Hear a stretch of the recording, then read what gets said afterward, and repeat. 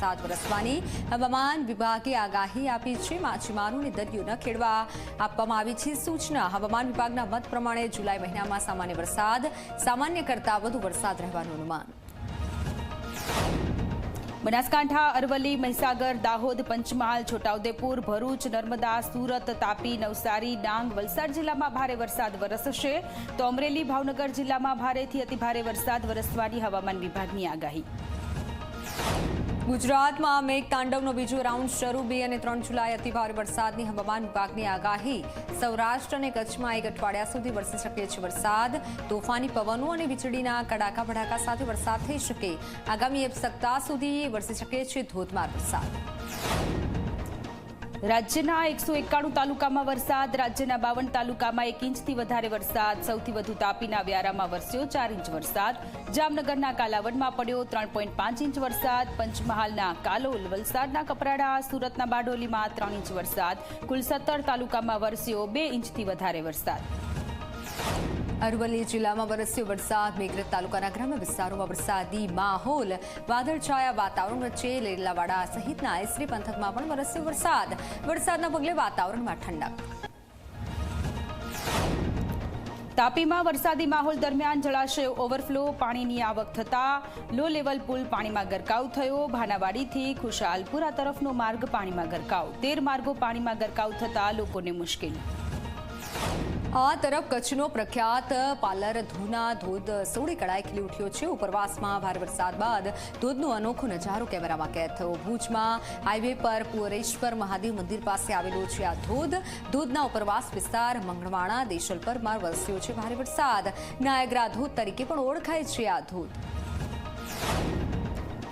કચ્છમાં વરસાદ થતાં ચારે તરફ પાણી ફરી વળ્યા। ખાવડાના જામકુનરિયાની નદી ઓવરફ્લો થઈ। જળાશયો ઓવરફ્લો થવાના દ્રશ્યો સામે આવ્યા। પાણીમાં મગરો તરતા હોય તેવા દ્રશ્ય સર્જાયા। દાહોદ જિલ્લામાં પણ વરસાદના પગલે ધોધ સક્રિય થતા અનોખો નજારો। કંટેજામાં આવેલ રતનમહાલનો ધોધ સક્રિય થતા સોળે કળાએ ખીલી ઉઠી પ્રકૃતિ। જંગલ વિસ્તારમાં ધોધ સક્રિય થતા નયનરમ્ય દ્રશ્યો કેમેરામાં કેદ થયા અને આ ધોધ પ્રવાસીઓ માટે બન્યો છે આકર્ષણનું કેન્દ્ર। તાપી જિલ્લામાં સોળે કળાએ ખીલી ઉઠ્યું સૌંદર્ય। જંગલોમાં આવેલા ધોધ અને ઝરણા સક્રિય થતા આહલાદક નજારો।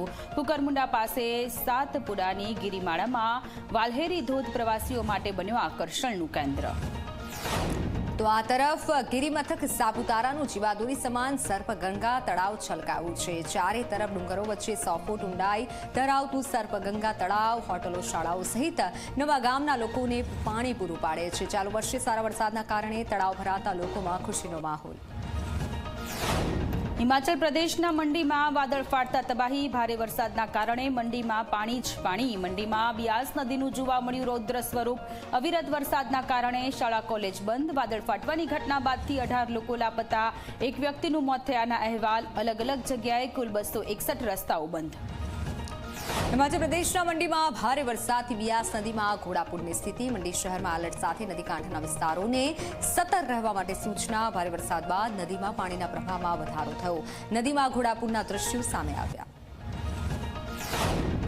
હિમાચલ પ્રદેશના મંડીમાં આકાશી આફતે વેર્યો વિનાશ। ભારે વરસાદના કારણે નદીમાં સર્જાઈ પૂરની સ્થિતિ। નદી પરનો લાકડા અને કોન્ક્રીટનો પુલ પૂરની ઝપેટમાં આવ્યો। કાંઠા વિસ્તારમાં આવેલા મંદિર, દુકાન અને 8 મકાનોને પણ નુકસાન। હિમાચલ પ્રદેશના સુજાનપુરમાં ભારે વરસાદના કારણે તબાહી। ખીરી ગામ નજીક પાણીના વધતા સ્તરથી ફસાયેલા 15 લોકોનું રેસ્ક્યુ કરાયું। પ્રશાસન અને જંગલબેરી બટાલિયનનું રેસ્ક્યુ થઈ તમામ લોકોને તેઓએ બહાર કાઢ્યા।